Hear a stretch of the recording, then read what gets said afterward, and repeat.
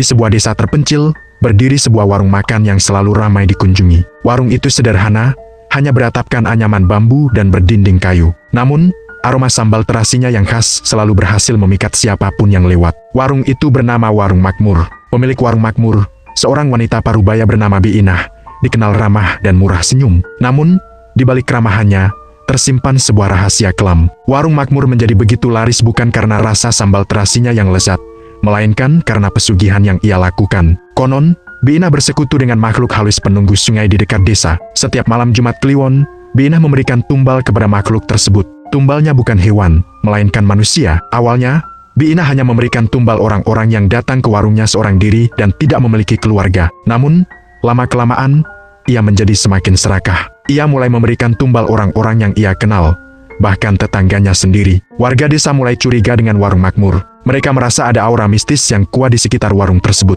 Beberapa warga juga mengaku sering melihat penampakan makhluk halus di dekat warung. Suatu malam, seorang pemuda bernama Budi memberanikan diri untuk menyelidiki Warung Makmur. Ia menyamar sebagai pelanggan dan memesan makanan di warung tersebut. Saat Bi Inah sedang sibuk melayani pelanggan lain, Budi menyelinap ke dapur. Di dapur, Budi menemukan sebuah ruangan rahasia. Di dalam ruangan itu, ia melihat sebuah altar yang penuh dengan sesajen dan foto-foto orang yang telah meninggal. Budi juga menemukan sebuah buku catatan yang berisi mantra-mantra pesugihan. Budi sangat terkejut dengan apa yang ia temukan. Ia segera keluar dari warung dan melaporkan temuannya kepada warga desa. Warga desa marah dan segera menggerebek Warung Makmur. Bi Inah tidak bisa mengelak. Ia mengakui semua perbuatannya. Warga desa kemudian membakar Warung Makmur hingga rata dengan tanah. Bi Inah sendiri diusir dari desa dan tidak pernah kembali lagi. Namun, cerita tentang Warung Makmur dan sambal terasinya yang mematikan tetap menjadi legenda di desa tersebut. Setiap kali ada orang yang melewati desa itu, mereka selalu diingatkan untuk tidak sembarangan makan di warung yang tidak dikenal. Setelah Warung Makmur dibakar, desa itu kembali sunyi. Namun, ketenangan itu tidak berlangsung lama. Beberapa bulan kemudian, kejadian aneh mulai menghantui desa. Warga sering mendengar suara-suara aneh di malam hari, seperti suara orang menangis atau suara langkah kaki yang berat. Selain itu, beberapa warga juga mulai sakit secara misterius. Mereka mengalami demam tinggi, sakit kepala, dan muntah-muntah. Dokter desa tidak bisa menemukan penyebab penyakit mereka. Warga desa percaya bahwa semua kejadian aneh ini adalah ulah arwah Bi Inah dan makhluk halus yang dulu menjadi sekutunya. Mereka merasa bahwa arwah Bi Inah masih gentayangan di sekitar desa dan ingin membalas dendam atas kematiannya. Untuk mengatasi masalah ini, warga desa memutuskan untuk memanggil seorang paranormal terkenal dari kota. Paranormal itu bernama Ki Jatmiko. Setelah melakukan ritual, Ki Jatmiko mengatakan bahwa arwah Bi Inah memang masih gentayangan di sekitar desa. Arwah itu sangat marah dan ingin membalas dendam kepada warga desa. Ki Jatmiko juga mengatakan bahwa makhluk halus yang dulu menjadi sekutu Bi Inah juga masih berada di sekitar desa. Makhluk itu sangat kuat dan berbahaya. Jika tidak segera diatasi, makhluk itu bisa membahayakan seluruh warga desa. Untuk mengusir arwah Bi Inah dan makhluk halus tersebut, Ki Jatmiko meminta warga desa untuk melakukan sebuah ritual khusus. Ritual itu harus dilakukan di tempat Warung Makmur dulu berdiri. Warga desa setuju untuk melakukan ritual tersebut. Mereka mempersiapkan segala sesuatu yang dibutuhkan, seperti sesajen, dupa, dan kain putih. Pada malam yang telah ditentukan, seluruh warga desa berkumpul di tempat Warung Makmur dulu berdiri. Ki Jatmiko memulai ritual dengan membaca mantra-mantra kuno. Suasana menjadi sangat mencekam. Angin bertiup kencang dan suara-suara aneh semakin keras terdengar. Tiba-tiba, dari dalam tanah muncul sosok arwah Bi Inah. Arwah itu terlihat sangat mengerikan. Wajahnya pucat pasi dan matanya merah menyala. Arwah itu berteriak-teriak histeris dan mengancam akan membunuh seluruh warga desa. Ki Jatmiko tidak gentar. Ia terus membaca mantra-mantra kuno. Semakin lama, suara arwah Bi Inah semakin melemah. Akhirnya, arwah itu menghilang ke dalam tanah. Setelah arwah Bi Inah menghilang, Ki Jatmiko melanjutkan ritual untuk mengusir makhluk halus. Ritual ini berlangsung lebih lama dan lebih sulit. Makhluk halus itu sangat kuat dan tidak mau menyerah begitu saja. Namun, dengan bantuan seluruh warga desa, Ki Jatmiko akhirnya berhasil mengusir makhluk halus tersebut. Makhluk itu menghilang ke dalam hutan dan tidak pernah kembali lagi. Setelah ritual selesai, desa itu kembali aman dan tentram. Warga desa merasa lega dan bersyukur. Mereka berterima kasih kepada Ki Jatmiko karena telah membantu mereka mengatasi masalah ini. Sejak saat itu, warga desa selalu berhati-hati dan waspada. Mereka tidak ingin kejadian seperti ini terulang kembali. Mereka juga selalu menjaga kebersihan desa dan menjauhi segala macam perbuatan yang bisa mendatangkan malapetaka.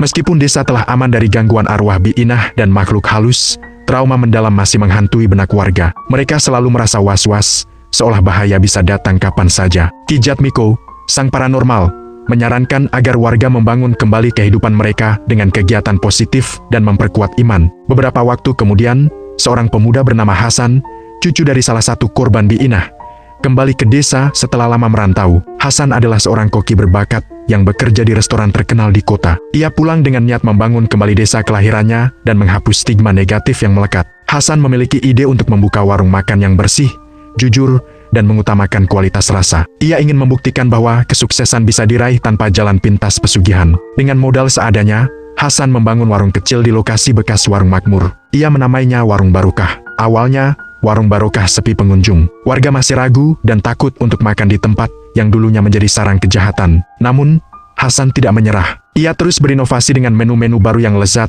dan menggunakan bahan-bahan segar dari hasil kebun warga. Lambat laun, Warung Barokah mulai dikenal. Rasa masakan Hasan yang enak dan pelayanannya yang ramah membuat warung itu semakin ramai dikunjungi. Warga mulai melupakan trauma masa lalu dan memberikan dukungan penuh kepada Hasan. Suatu hari, seorang wanita misterius datang ke Warung Barokah. Wanita itu berpakaian serba hitam dan wajahnya tertutup cadar. Ia memesan sambal terasi, menu andalan warung makmur dulu. Hasan merasa aneh, namun tetap melayani wanita itu dengan sopan. Setelah mencicipi sambal terasi buatan Hasan, wanita itu tersenyum sinis. Ia berkata bahwa sambal terasi Hasan tidak ada apa-apanya dibandingkan dengan sambal terasi Bi'inah. Wanita itu kemudian membuka cadarnya dan memperlihatkan wajahnya yang pucat dan penuh luka. Hasan terkejut bukan main. Wanita itu adalah arwah Bi'inah. Arwah Bi'inah datang untuk menantang Hasan dan membuktikan bahwa pesugihan adalah jalan terbaik untuk meraih kesuksesan. Hasan tidak takut. Ia menantang balik arwah Bi'inah untuk beradu kemampuan memasak.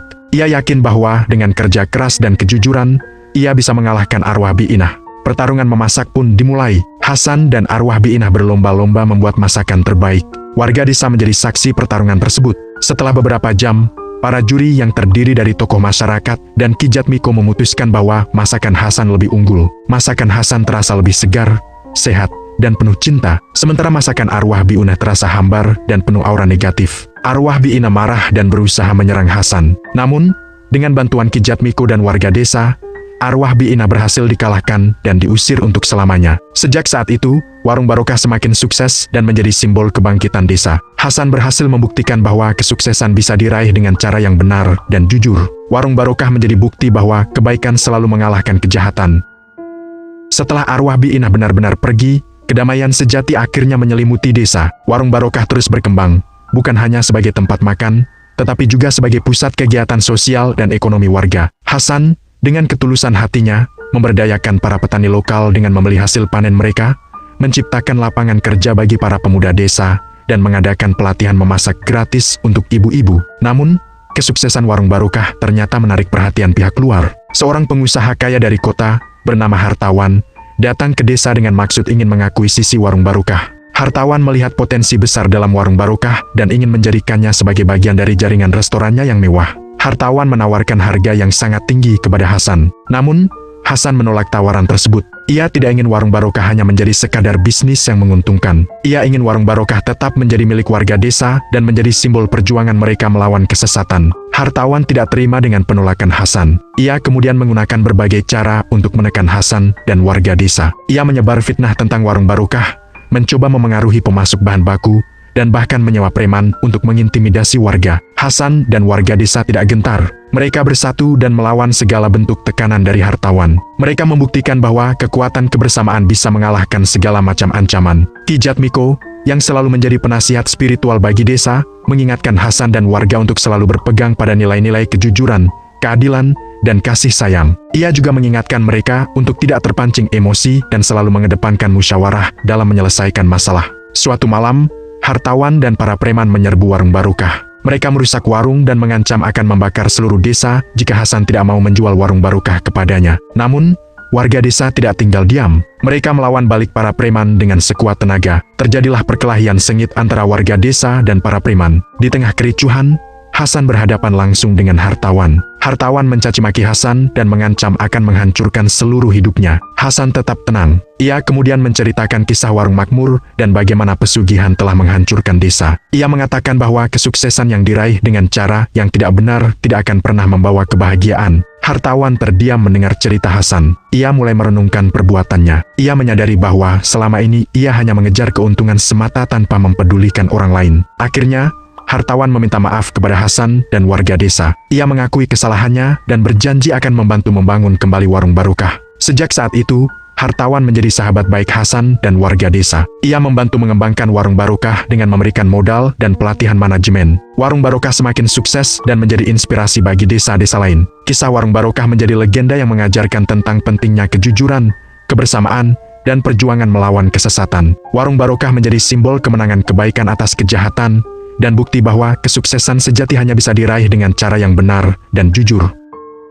Beberapa tahun berlalu, warung barokah telah menjadi ikon desa, menarik wisatawan dari berbagai daerah. Desa yang dulunya terpencil dan penuh trauma, kini menjadi desa wisata yang makmur dan sejahtera. Hasan, dengan dukungan hartawan, mendirikan sekolah kuliner gratis bagi anak-anak muda desa, mencetak generasi penerus yang berintegritas dan mencintai kuliner tradisional. Suatu malam, saat desa mengadakan festival kuliner tahunan, seorang kakek tua datang mengunjungi warung barokah. Kakek itu tampak lusuh dan mengenakan pakaian compang-camping. Ia memesan seporsi nasi dengan sambal terasi. Hasan, yang selalu ramah kepada setiap pelanggan, melayani kakek itu dengan senyum. Saat kakek itu mencicipi sambal terasi, air matanya menetes. Ia berkata bahwa rasa sambal terasi itu mengingatkannya pada masa lalu. Hasan bertanya kepada kakek itu, apakah ia mengenal warung makmur dan Bi Inah?